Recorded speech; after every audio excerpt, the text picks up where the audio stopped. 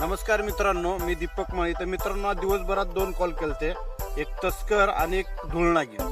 तर तुम्हाला पहिले इथे साप सोडण्यासाठी आलेलो आहे. तुम्हाला पहिले धूळनागीन दाखवतो.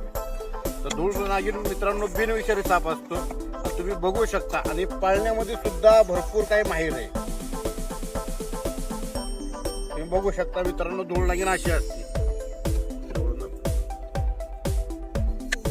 बघू शकता धूळनागीन अशी असते मित्रांनो. आणि धूळनागीन पूर्णपणे बिनविषारी साप आहे. तुम्ही बघू शकता ही नागासारखी दिसायला असते, त्याच्यामुळे लोक याला नाग म्हणून मारून टाकतात. आणि तसं म्हणायला गेलं धूळनागीन बिनविषारी साप आहे. तर तुम्ही बघू शकता याला सोडत आहे आपण निसर्गाच्या सावेत.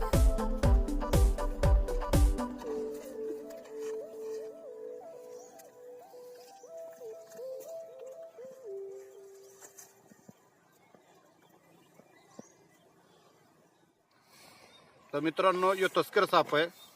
तो हे बिनविषारी साप आहे, तस्कर. पण याला इंग्लिशमध्ये ट्रिंकेट असं म्हणतात. आणि याची सरासरी लांबी 3 ते 4 फुटापर्यंत वाढते मित्रांनो. तर बघू शकता मित्रांनो, तस्कर नावाचा तस्कर साप कसा असतो. तो पूर्णपणे बिनविषारी असतो आणि सगळ्यात गरीब साप आहे मित्रांनो. तुम्ही बघू शकता. तर मित्रांनो, याला ओळखायचा कसा, तर तुम्हाला थोडं जवळ घे.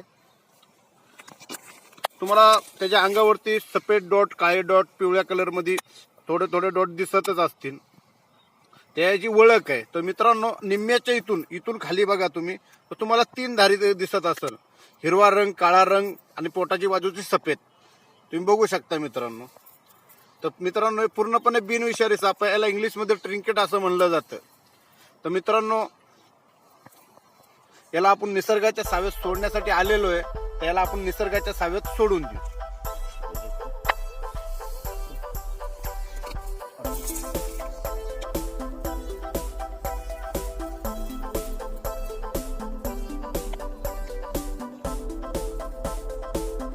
पण चांगल्यापैकी साईज आहे, 3-1 फुटापोतर आहे.